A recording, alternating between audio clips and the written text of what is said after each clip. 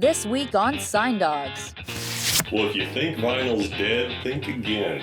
Vinyl is outselling CDs right now. So I read that records sold more than CDs for the first time since 1986. That actually makes vinyl records the most profitable form of physical music out in the industry today.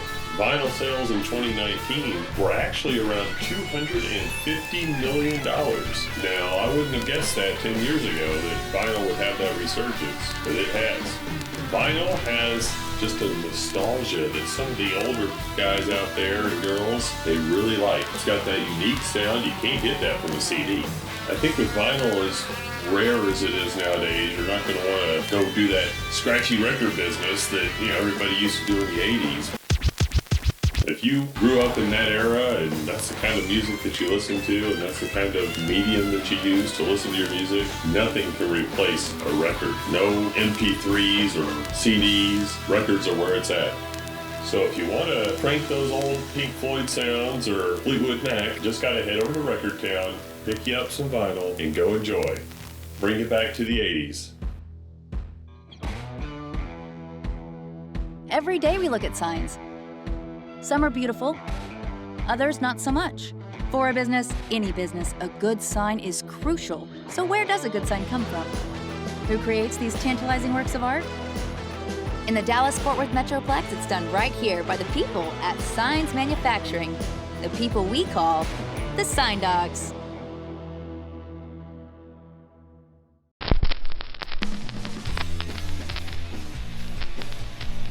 Well, anybody that's been in Fort Worth for very long is familiar with the record store called Record Town. It was over by TCU. The sign had been on the building for over 50 years. It's a historical sign, and it actually has a little bit of a cult following. People will come just to Fort Worth, to Record Town area, just take a look at it. And it's made several historical magazines. His beard does this evolution where he'll shave it off, and then he'll let it grow for a while because he doesn't terribly like shaving, and it'll grow, and it'll grow. And pretty soon he's Grizzly Adams, his beard's down to here, he's braiding it like a dwarf. It's as long as... That's horrible. God, if he just trims it up just a little bit. Yeah, but no. So, wolf beard needs to be trimmed. And so about a year ago, got a call from the new owners, and they were going to relocate the store. We sent a truck over, and we took down this iconic sign and brought it back to our shop. It had broken neon, and the electronics were all messed up or whatever.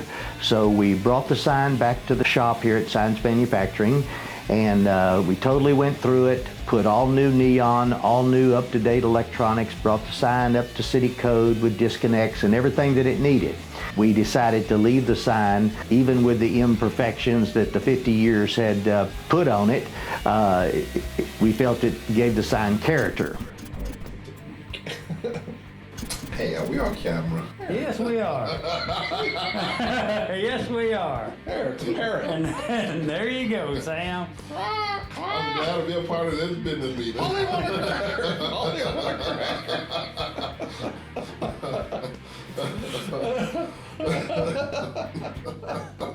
Are we on camera? Am I on live PD? Oh, yes, you are. Well, I gotta go.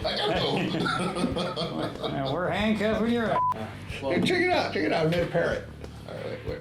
How the hell did I do it? We're still live with some of these cameras. There you go. There you go. That's Jar Jar Binks. Volume on the cracker. Anyway, ridiculous.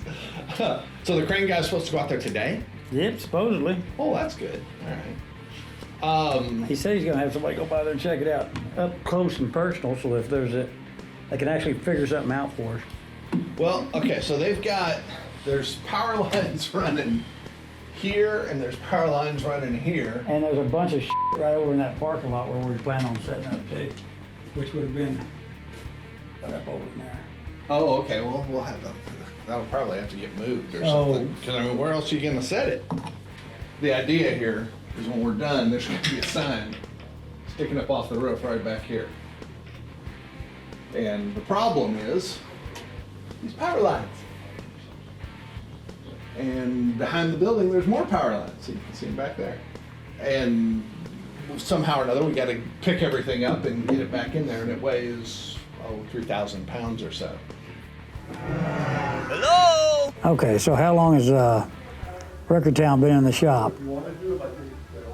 I know it's been in there at least a year and 2 months. Pretty sure. Might be a little less, might be a little more. I got you to grin. DFW Crane sent a guy by there, take a look at it.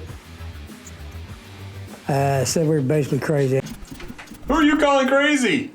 Ain't no way to set up a big crane over there. Any which way we can try to get it reached over and set it in place. And he actually sent another crane operator over there from another company, and they took a look at it and pretty much came to the same conclusion. All right, so what we got here is obviously they did a bunch of landscaping in here because before it was just kind of flat, open ground. We could have had no problem getting in here, but this job dragged on so long that now we got a bunch of shit in our way. Big crane's out of the question. Ain't no place around here where we can set it up to reach over to actually get to where we need to go. So I'm out here to see if I can get James's truck back up in here to make it work. Game plan is if we move enough of this stuff around, they don't mind losing a few plants. I think we can trim one tree limb. We can get our truck back up into this position right here. Set the riggers up, we'll reposition the sign up in here, get it assembled, ready to go, then we'll pick the whole structure up and put it up on the roof. The steel superstructure that's going to hold this thing now is being constructed, and so we're going to retrofit the sign slightly, not anything to do with the sign design, not to do with the electronics or any of that, but the fastening system that is going to marry up to the superstructure that's going to be mounted on top of the building there on St. Louis Street. Now William and Robert and the owner of the site, who owns a manufacturing company over in Burleson, they're all working together to engineer a superstructure with a pole.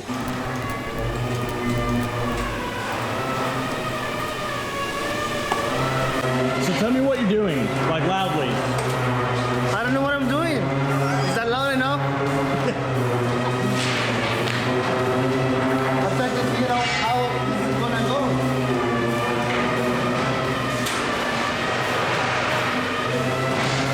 I don't know what I'm doing. I'm loud enough? All right, well, something's not right. This ain't laying out the way I thought it was going to. I think they got the, well, how in the So we got it. Right there, we don't miss any parts. There's no other parts? All that I know. I think you better go check and see. I check outside. Did you? Yes. Let me get a Fredo here. Yeah, because something's missing, because these can't be the same length. These parts are supposed to come up off of the side here. They run down, then this part goes in the center. Look, darn it, I don't want to talk about Robert's monkey feet.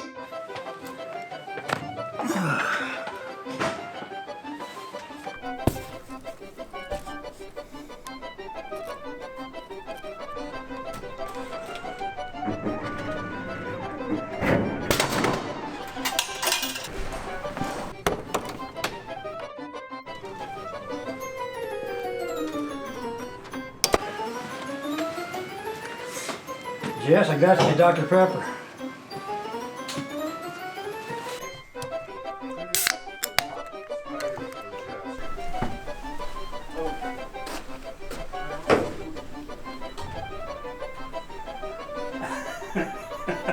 To make the full structure just like it shows, but that ain't laying out like that. Nope. Yeah, so flip this thing around, because obviously the sign goes to this.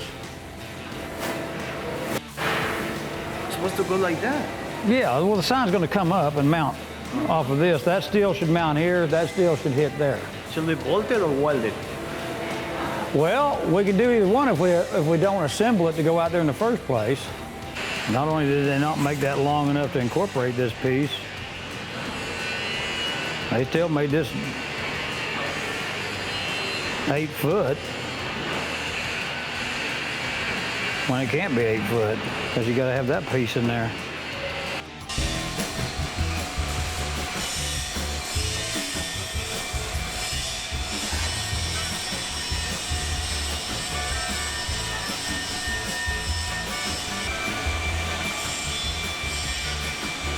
This isn't food. This is an orange. I'll give you one, you give it 2 back.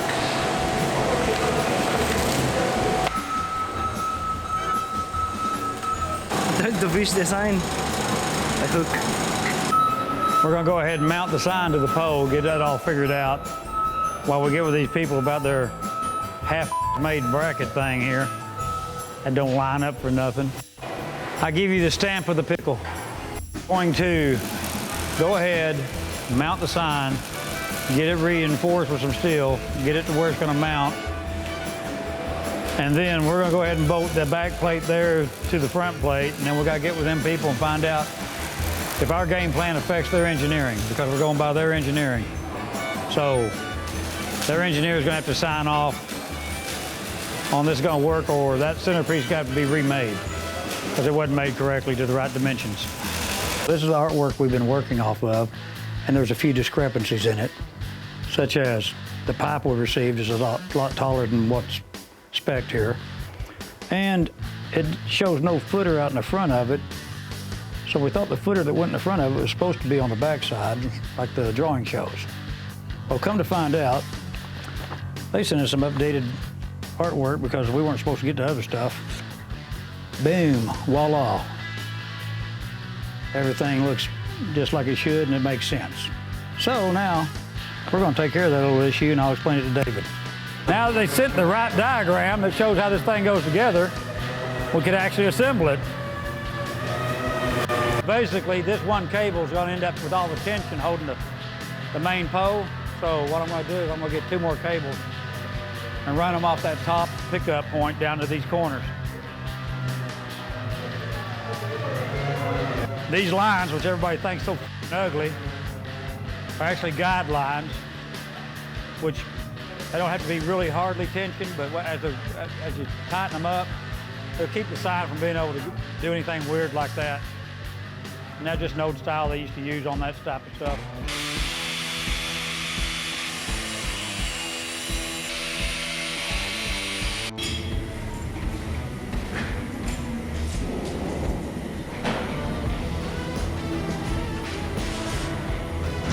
Record down is ready to be installed, man. We'll see how it goes.